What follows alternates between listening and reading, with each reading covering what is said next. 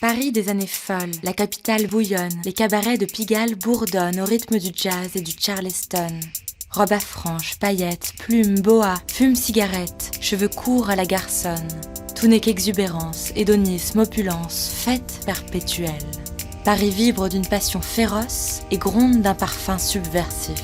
Dans la nuit endiablée, une figure brille de toutes les transgressions. Son regard resplendit d'immoralité. Son sourire étincelle de provocation. Elle s'appelle Suzanne.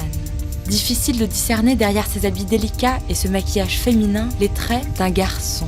Car Suzanne est aussi Paul, un homme qui a vécu la guerre et s'est battu dans les tranchées. Paul Grapp, un caporal de régiment qui a choisi la fuite. Paul Grapp, un déserteur de la Grande Guerre, un condamné à mort. Son histoire est dure à croire. Son histoire est celle d'un homme qui ne s'est jamais remis de ne plus être une femme.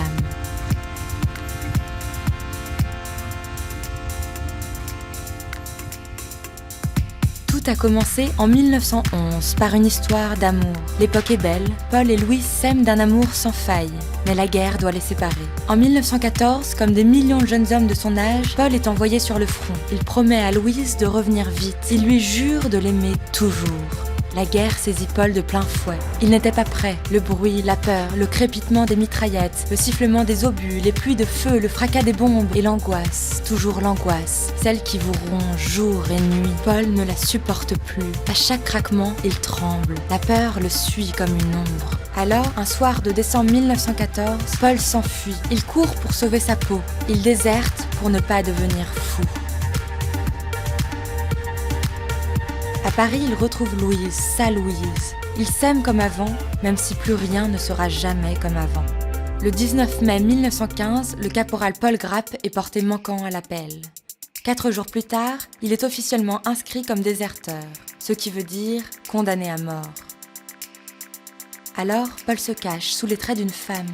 Il emprunte à Louise un beau tailleur de velours, souligne le bleu de ses yeux d'un peu de noir, applique un trait de rouge sur ses lèvres et s'enveloppe du parfum de sa femme. Alors Paul devient Suzanne. Caché dans la foule généreuse de Paris, derrière ses jupes et ses chemisiers brodés, Paul passe inaperçu. Le voilà dansant dans les clubs de Pigalle, oiseau de nuit brûlant de mille feux dans les cabarets de Montmartre. Dans l'atmosphère chaude des soirées parisiennes, Suzanne rayonne. Elle danse le foxtrot, tourbillonne et s'enivre, s'électrise dans les lumières folles. Les rencontres enfiévrées la grisent. Dans ce Paris qui est une fête, la vie de Suzanne est un tourbillon d'amours et de délices, de danse et de débauche, de délires et de jouissances. La chaleur trépidante de Pigalle m'enivre d'un océan de volupté, écrit Paul alias Suzanne. Dans ce trio fantasque, Louise ne trouve plus sa place. Elle trouve Paul excessif et extravagant, l'implore de revenir à la raison. Elle craint l'aliénation et comme elle l'avait prédit, l'aliénation arrive. Peu à peu, Louise perd Paul dans une tornade effrénée. Peu à peu, Paul dévore Suzanne et Suzanne engloutit Paul. Les idées noires l'assaillent. Alors pour oublier, Paul boit. Son identité flanche, il bascule dans la violence. Dans son journal, il note « Je suis tiraillé entre 2 identités, déchiré entre 2 moi. Je ne sais plus si je suis Paul le proscrit ou Suzanne la séductrice. Je ne sais plus qui je suis. Suzanne s'étourdit dans l'alcool, Paul s'enfonce dans la névrose.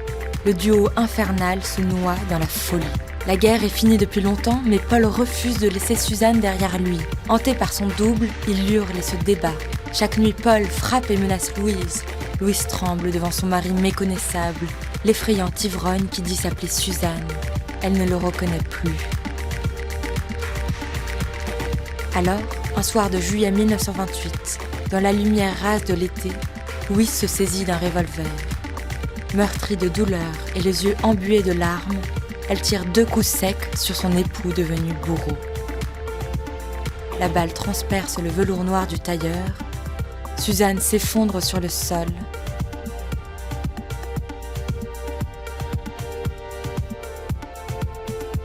La guerre a eu raison de Paul Grapp.